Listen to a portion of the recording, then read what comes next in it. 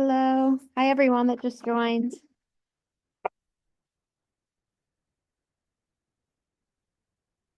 Okay. Carrie, any more, or Rena, sorry, any more folks in the waiting room at the moment? Okay. Since we're going to start with introductions, I say we go ahead so we can get out of here on time and everyone can enjoy their evening and eat dinner. Welcome. Thank you all so much for being here. This is this legislative briefing with the three Northwest Natural Resources Conservation Districts. We are very grateful to have everyone spending the night with us. And we want to start off with a brief round of introductions. And since it's a small group, I'm just going to go down the list and you can simply unmute yourself, or if you don't have that capability, feel free to drop your name and where you're coming from in the chat. And just an heads up before we get started, this meeting is being recorded. Our hope is that we can share this with the legislators who are unable to join us tonight after this meeting. So if there's any issues and you prefer not to have this recorded, just simply let us know. But at this very moment, it is under record. So I will start us off. I'm Molly Varner. I am the district manager with the Grand Isle County Natural Resources Conservation District. And I'm just going to go down the list and call out names. I'll start with my fellow conservation districts. Lauren from Franklin County. Yeah, hi everyone. I'm Lauren Weston. I'm the district manager for the Franklin County Natural Resources Conservation District. Carrie. Hi, I'm Carrie Brosnan, and I work for the Franklin County Natural Resources Conservation District as a natural resources planner. Arena. Hi, I'm Arena Brand. I'm the community engagement specialist at the Franklin County NRCD. Maria.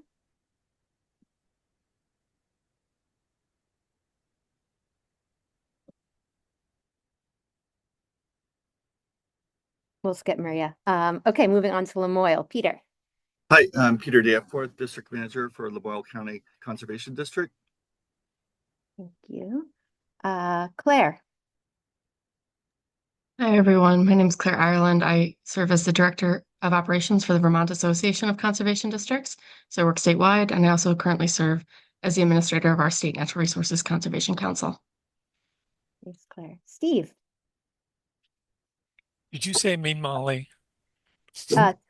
Oh, Steve. Sorry. My hearing is lousy, so. Steve Robinson, Grand Isle Supervisory on Grand Isle County's NRC S or D, Grand Isle County. Thanks, Steve.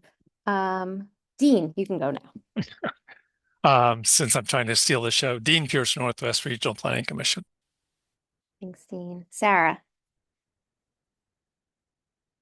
Hi, everybody. Sarah LaRose, Northwest Zone District Conservationist. Molly.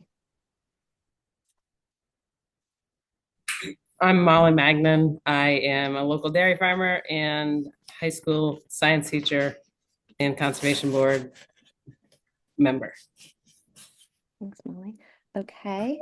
And then we have Matt Walker.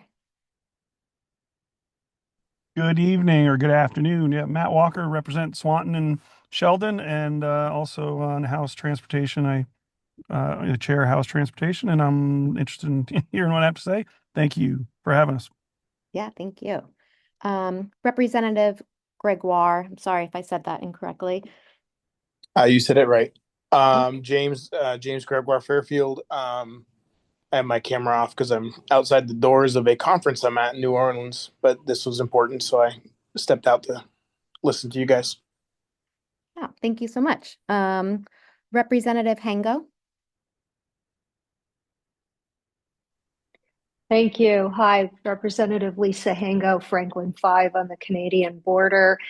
I am on the House Government Operations and Military Affairs Committee, and I also co-chair the Rural Caucus and the National Guard and Veterans Affairs Caucuses.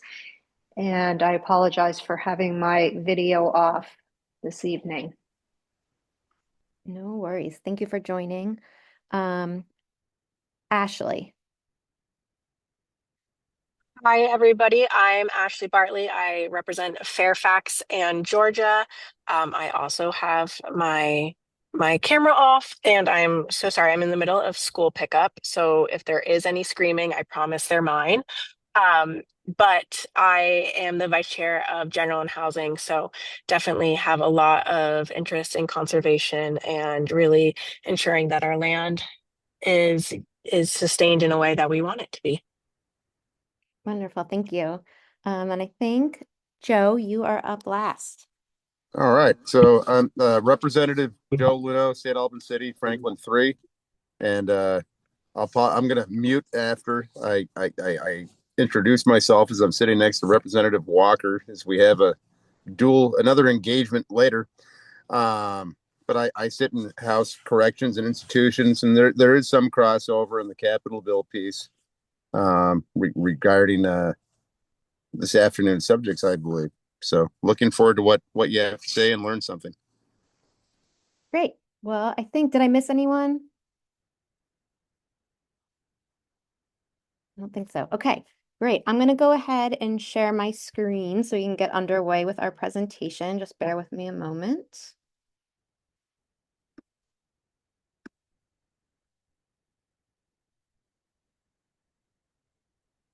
All right. Is everyone able to see the screen? Looks good, Molly.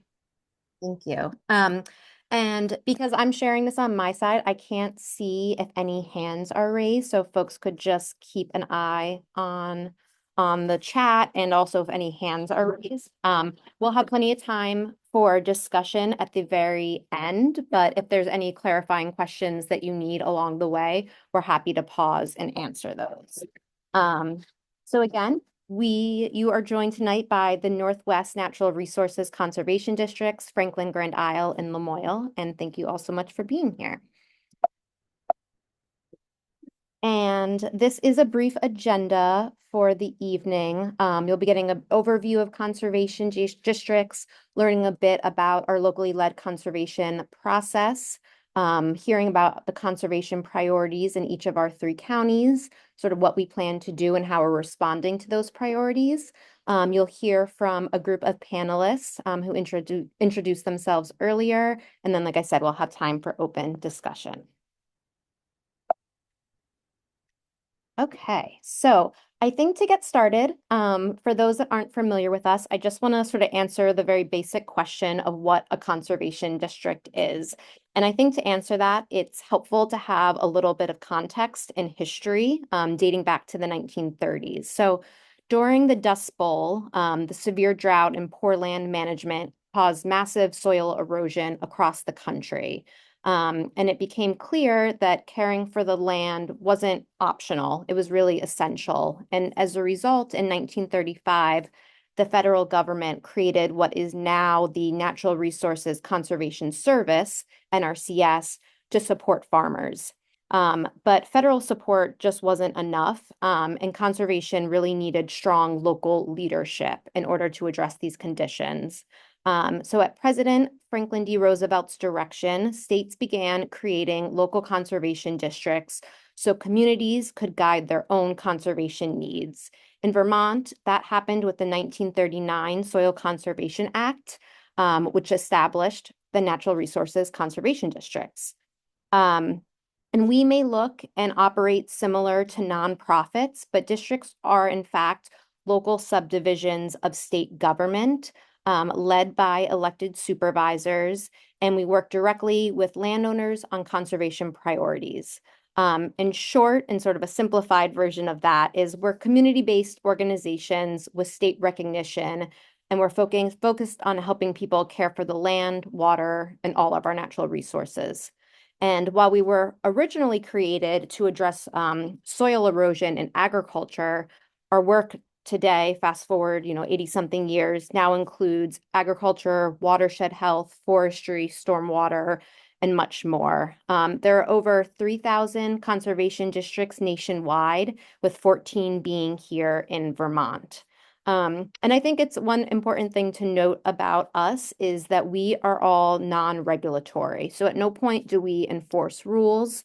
or issue fines. We're really focused on building relationships, and we help landowners access funding, understand conservation practices, and navigate state and federal programs. And this sort of local approach is what makes conservation districts really effective. We're spending the time within our communities to build that trust.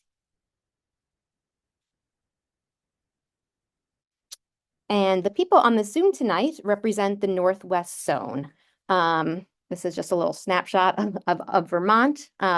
Each of our districts has offices in our counties. I and Grand Isle, we're based in North Hero, Franklin County's in St. Albans, and Lamoille is in Morrisville. And the three of us, the three districts, work together in several important ways. First is through our partnership with the Natural Resources Conservation Service. And it's sort of confusing because we share the same three words in our names, but one usually we call ourselves the Conservation Districts and the other one is NRCS. And Lauren and Peter are going to go into a little more detail about the ways we work with them. And secondly, our zone elects a supervisor, in this case, it's Richard Noel from the Franklin County Conservation Districts. And his role is to represent all three districts at the state level. He helps communicate our region's priorities, shares local insights, and provides feedback to state and federal partners. And finally, because of our proximity to one another and sort of longstanding collaboration, we regularly support each other through attending each other's events, through daily operations, shared projects, a lot of sort of statewide networking.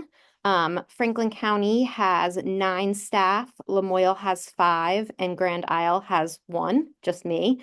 And while some districts are obviously larger than others, we do really operate as sort of small, nimble teams, which is what makes these partnerships between districts really important.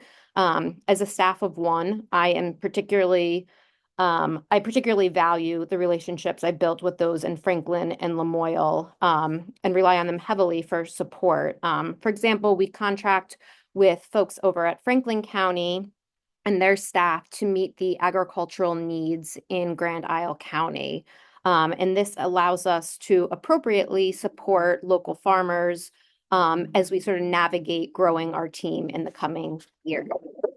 And while we do have standardized services across the state and our zone, districts ultimately focus on the needs of their own community, both the needs of the people and the environment. And those can look really different, sort of depending on where you find yourself. So as an example, Franklin County has programs specifically geared towards maple producers, as they're one of the leading maple counties in the country. Lamoille runs summer camps and has a nature center and is looking to open up a nursery, really focus on the forestry side. And as an island community, we're sort of knee deep in all things water quality.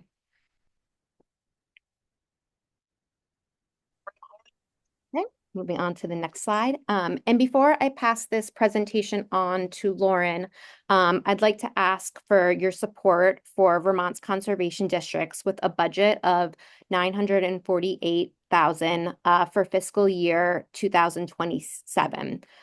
This amount will keep us level funded from this year with only a small adjustment for inflation, and allows us to continue the work and the services, some of which I've outlined and which you'll hear more about in a moment. And just to point out that unlike other states, Vermont's conservation districts do not have a dedicated revenue source built into state statute, such as a share of state or county tax. Currently, our funding comes from a line item in the Agency of Agricultural's budget under the Natural Resources Conservation Council. So these funds specifically go to support the staff and a lot of the work we do. Otherwise, we are fully grant funded.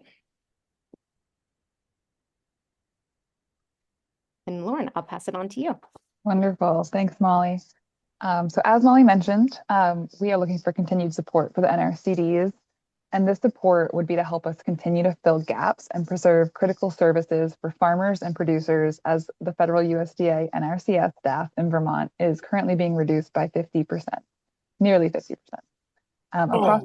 Across our network, we support 23 positions that enable landowners and land managers to access those NRCS programs and financial assistance, and we will continue to do so in the face of federal staffing being reduced. Next slide. The Natural Resources Conservation Districts have a unique relationship with NRCS, including shared office space, access to federal software, and more. We have shared goals, and one way we're realizing those goals together is through the locally led conservation delivery system that actually also includes state, local, and private partners as well. This process involves listening to local communities and prioritizing resources, staffing, and funds to address natural resource concerns within each of our districts. Next slide. Specifically, this involves conducting local needs assessments through surveys, one-on-one conversations, accessing reports and opportunities created by partners, and understanding the context of each place. It also involves hosting local working group meetings and community events to gather additional information to build community, share information, and often also share dinner together. Using that information, we then develop individual conservation action plans based on community priorities. And these are basically strategic plans that detail what's needed to make progress towards shared goals for soil, water, animals, plants, air, energy, and human resources. Then, collaboratively with our partners, we identify or create resources needed to achieve those goals. Based on our unique relationship with NRCS, we prepare proposals to NRCS, see, even I get the acronym wrong sometimes, leadership for pools of EQIP funds, or Environmental Quality Incentives Program funds, specific to high priority needs within our districts. Last year across the state, the districts worked with NRCS to put $4.2 million of EQIP funds into local funding pools, and we'll talk a little bit more about those too. But even beyond our partnership with NRCS, we also work with other agencies, organizations, and within our own teams to try to address community needs with other available resources, technical assistance, education programs, and grants. And then we connect the folks who need resources to those resources to implement solutions on the ground, and we measure the success and impact of those interventions. And we keep on working through the priority areas as they are addressed and evolve. Next slide. And so in the Northwest region of Vermont, our 3 districts identified some key areas that we are working to address. Next slide. In Franklin County, which is the largest dairy producing county in New England, we are focusing on farm infrastructure and viability. As you all know, we are losing individual farms as farms are consolidating or folks are transitioning out. And our community emphasized the need to keep agriculture viable and vibrant, even as it changes across all 3 districts. One way we are addressing this is by helping allocate funds to critical farmstead infrastructure that supports farms' compliance with environmental regulations, as well as meeting their bottom lines. We're also helping connect farms to business planners and supporting farms in grant and program applications that help them with innovation and conservation goals. Our communities want to keep their food local and secure, and so we're working to support our producers in any way that we can. And now I'll pass it to Peter, Molly. I think Molly. Yes, me. Hi again. So similar to Franklin, we went through the process that Lauren just outlined. And with Franklin County, it's 50% open water. We have more than 130 miles of shoreline that supports sort of a robust tourism, recreation, provides drinking water to the county. And like the rest of the Lake Champlain Basin, which include Franklin and Lamoille County, it's facing, consistent nutrient and sediment pollution, with over 90% originating from non-point sources such as runoff from roads, farmland, and developed areas. And because Grand Isle County is 80% privately owned, making improvements that are going to have an impact on lake health really start sort of in your backyard. So gauging in landowners and implementing on the ground practices is both a priority and necessity if we want to protect and restore our waters. And one way that we are doing this with federal funding is by addressing soil health through practices like cover cropping, mulching, nutrient management planning, and pasture plantings. Soil health and water quality really go hand in hand. When farmers, for example, build healthier soils, the ground can then soak up more rain, which means less runoff, less nutrient loss, and less erosion washing into Lake Champlain. And the great thing is that the benefits of soil health don't just stay on the farm or the land where they're implemented, but they really ripple out across the whole county and address other priorities like biodiversity, food security, and whatnot. So while this is sort of maybe somewhat unique to Grand Isle County, it's definitely something that we're facing across the state. Now I'll pass it on. Yeah, again, this is Peter Danforth, the manager for Lamoille County Natural Resources Conservation District. And within Lamoille, forests are pretty much, it's a large section of our watershed, and also forestry and sugaring and recreation, ski areas and whatnot.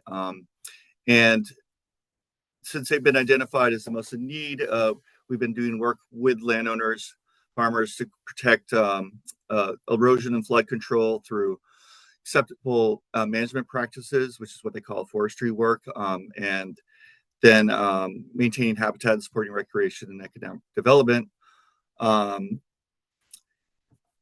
There's a number of different things you can do with the local funding pool that we've put out there, and we'll actually get to that in the next few slides. But yeah, actually, we'll get to that in the next few slides.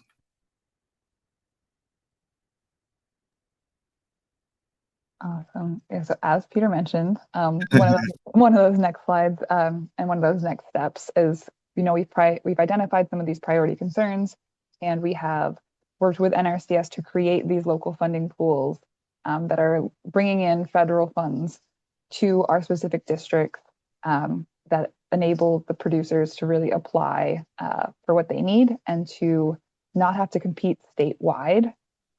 Usually, before we were doing local funding pools, a lot of the pools were just statewide. And so if you had a project in Bennington County competing with a project in Franklin County, you'd have to rank really high to get that funding. And so this is creating really focused pools for priority areas and priority topics. And as mentioned, in Franklin County, we got $1.5 million for farmstead infrastructure. In Grand Isle County, there is $300,000 for soil health. And in Lamoille County, there's $200,000 for forestry. And so our partnership with NRCS is special in that way, but we are also using our conservation action plans to find more opportunities to connect to our producers as well, including other state, federal, local, and private partners. And I'll toss it back to Peter. Thanks, Lauren. Yes, so as Lauren had said, to the local lead funding pools are focused on our work with agricultural and foresters. However, they do inform. So we have a conservation action plan, and this actually informs our overall strategic plan for each district. And so that has a wider berth, a wider net of people that we serve, including municipalities and landowners that are not necessarily agricultural. We do work related to climate adaptation, flood mitigation, stormwater, dam removals, stream and floodplain restorations, tree plantings, habitat restoration, environmental education, and more. And it's fairly diverse amongst all of the different districts. Why we're doing one project, for instance, in floodplain and stream restoration, it may be for clean water, but it's actually also informing the municipalities about flooding and areas where floodwaters can be stored. So we kind of work across those various disciplines. And Lake work, as Molly had said, we work with a lot of landowners, serving them by providing them information about best management practices to prevent sediment and phosphorus loading into the lakes, specifically in Lamoille. That's what we're working with, and other districts that could be aquatic nuisance as well, which we are also dealing with in Lamoille. And as Molly had said earlier, we do education outreach to schools. We have a summer camp in Lamoille and a nursery now. And we work with numerous partners along with NRCS, including U.S. Fish and Wildlife Service, Vermont Fish and Wildlife, Agency of Natural Resources in general, Lake Champlain Basin Program, etc. So the great thing about the work we do with NRCS in creating these conservation action plans is that they really kind of help us sort of have a vision for all the other work we do as well. So it kind of interplays, and so that really is helpful and helps us in our organization and our efficiencies as well. And I guess, do we want to move on to the panelists, or do we want to talk a little bit more? All right. Yeah, so I'd like to introduce our panelists. So we have Dean Pierce, who's a senior planner for Northwest Regional Planning Commission. I'd also like to note that the Northwest Regional Planning Commission is also the clean water service provider for Lamoille County, or the Lamoille River, I should say. And then we have Molly Magnan, from educator and farmer for Magnan Brothers Dairy. And then we have Sarah LaRose, who we work closely with, especially on these on this work. District conservationist for Natural Resource Conservation Service. What was that? Yeah. And so I guess we're opening, I guess, should I give an order for whoever wants to present, or?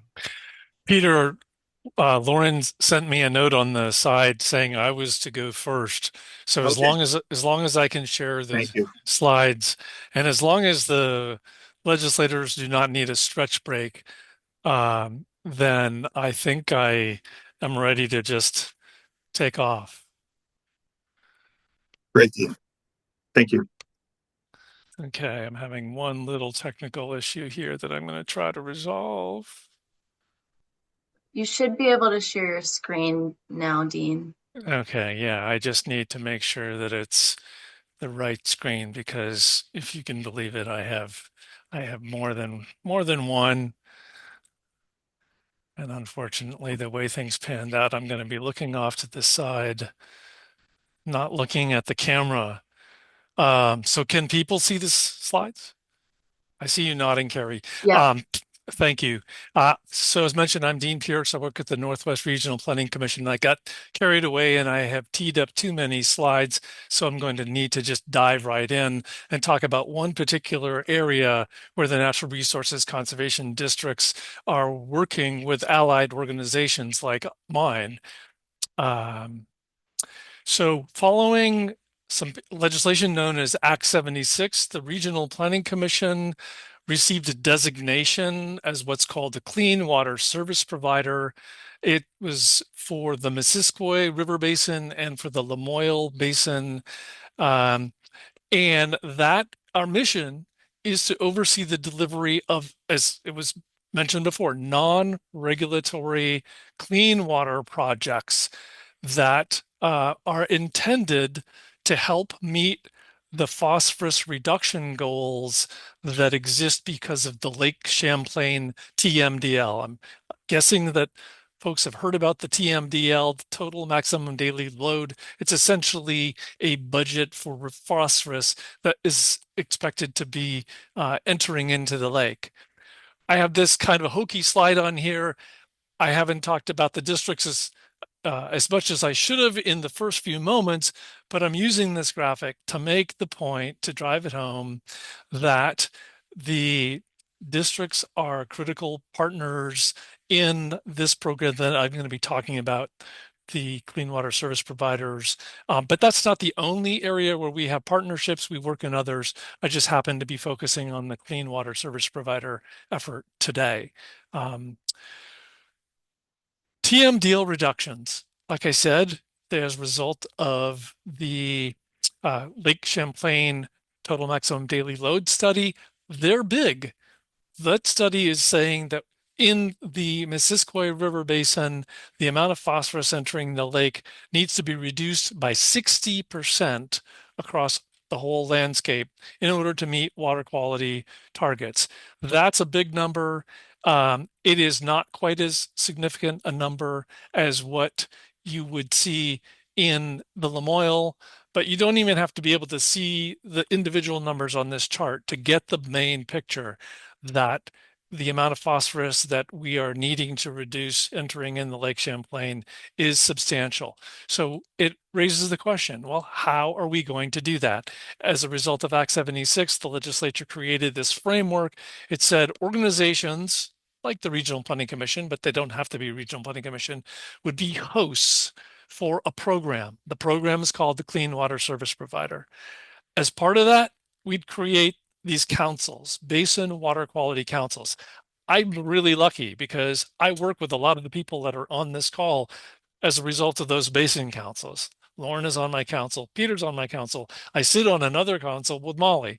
The thinking is that these councils can play a role in reviewing applications for projects and recommending which ones would be funded. Oh, and by the way, a lot of the same folks who are on the councils, they also exist as partner organizations that suggest projects, get the funding from the clean water service provider, and do those projects. So I'm going to try to move things along because I know that I'm running close to the end of my time. The role that the conservation districts play in this framework, they connect landowners and towns with the funding and the technical support. They use the funding to design projects and implement projects that will help reduce the amount of phosphorus that's going into Lake Champlain. And they are bridges, basically.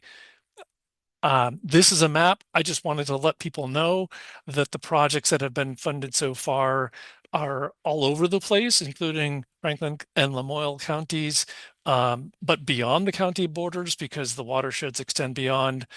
If anybody wants a link to that map, I will be happy to send it. This is a list that you won't be able to read, but it shows the organizations that we have agreements with to do projects. And if you get your magnifying glasses out, you'd see Franklin County Natural Resources Conservation District a bazillion times. You'd see the Lamoille County Conservation Commission, not as many, but many, many times.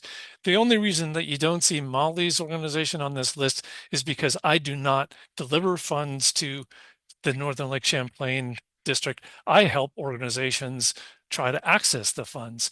What are some examples of the projects that have been done by the conservation districts? This is lumping together both Lauren and, well, all three districts, because I've mentioned a stormwater project that I'm aware of in South Hero. That's a Molly project, but there have been dam removal projects in Berkshire. There have been riparian buffer projects in the towns that you can see. That Peter has done stormwater projects that we have funded. There have been river restoration projects, lakeshore erosion control projects, scoping projects, basically projects that will beget other projects. I'm going to close by saying why these partnerships matter. The funding it isn't going to work to go just from us directly to the landowners because we don't have the connection with those landowners that the conservation districts do. So we rely on those partner organizations, not exclusively conservation districts, but the conservation districts are carrying a heavy load. They help produce the projects that are going to produce the phosphorus reductions that we need to meet the target. In doing those projects, like Peter said, if you do a project for water quality benefits aren't the only thing that you get from it. In many cases, it's increasing rural resilience. And when you join them all together, they're having an impact across the entire Lake Champlain Basin and beyond. So in closing, I would just like to say how the clean water service providers and the conservation districts together are delivering measurable results, and that this combination of locally led and regionally coordinated and state supported efforts is probably our best chance of having enduring success and achieving those targets. So I'm going to wrap up there. Thanks, Dean. I believe we'll do questions after, correct, Lauren? Yes, okay. And then and I believe that Molly Bynum was the next person to speak. Okay, great. Perfect. So I'm speaking with three different hats on, I guess. Just to cover all of them at once, the Conservation District has worked with our farm on a number of projects, one of them being the riparian buffers. We've done some tree plantings with them. They also assist us in our work with the Pay for Performance program that is sponsored through the state of Vermont to reduce the TMDLs coming off our land, but overall TMDLs going into Lake Champlain. And as an educator, I have worked very closely with a number of the Conservation District staff, helping educate students about the importance of quality in our environment and in our water systems. Things that we have done on the education side with the Conservation District include a BioBlitz that went from grades K through 12.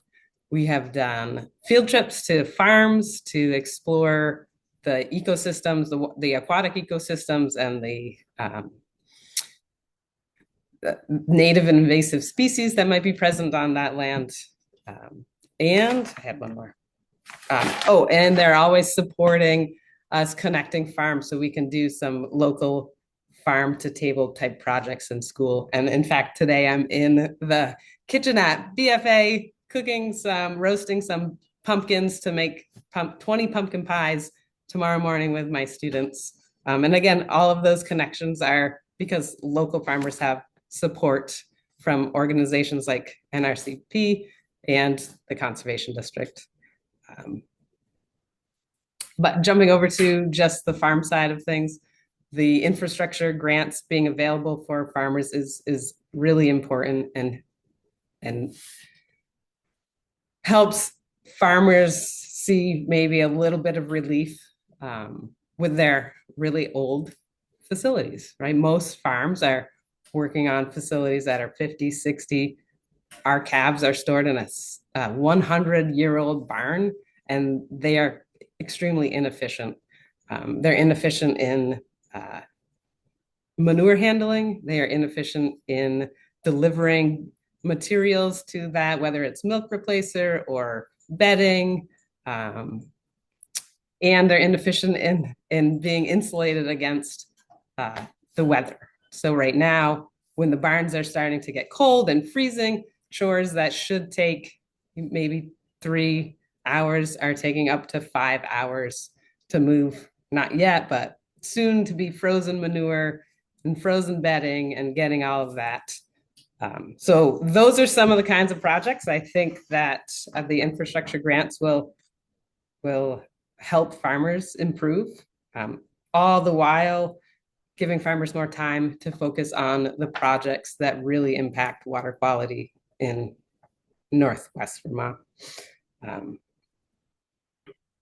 Some of the things that farmers struggle to have time to do are because, again, they are solving problems from their outdated infrastructure. Moving manure because we don't have the manure handling systems to hold the manure for 180 days. So you have to kind of move manure from one pit to another pit. Farm layout, just moving animals in and out of the barn, muddy walkways, that all leads to more erosion, more runoff. And so these projects and this money is really important to moving everyone forward towards a healthier environment.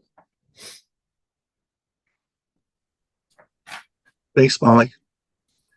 So our next panelist up is Sarah LaRose from NRCS. Hi, everybody. Sarah LaRose again from NRCS. No fancy PowerPoint like Dean. The little lengthy vacation, as some call it, we had. I'm kind of getting my feet back on the ground in our office, trying to get back to normal. With that said, everything that everybody has said, the local districts, the local fund pools, they're extremely important. It does help identify the local concerns of the community It helps with meeting different goals like the TMD goals that Dean was talking about. It supports the economic viability of the ag communities. The 3 districts that I work with are great to work with. They're great people. They're very active in their local communities, and hearing from the local communities is extremely important for this local process to work. Some of the FY 2026 local fund pools that we have here in the Northwest Zone are some of the largest. So that is really great to think of the money being funneled and really a lot of it to our local community. I think whatever can be done to support our local districts, we really need to be doing that. They are the boots on the ground. They are the ones that are completely involved and immersed in our communities, whether it be the ag or the towns and other types of projects. And there was a particular slide that Molly presented, and I think it said 948K. I think she called it for even level funding. Just a little plug for my districts, and not only in my zone, but throughout Vermont. I would love to see them supported more, because once they receive that financial support, I can just see more amazing things being done for our local communities. And I guess I'll leave it at that. Thanks, Yeah. Molly. Thanks, Lauren. Yeah, here is our contact information. If you want to jot it down, and we can send a follow-up email as well with the recording and include all of this. But yeah, thank you all so much for coming. We really appreciate it, having this opportunity to talk with you all. Yes, thank you.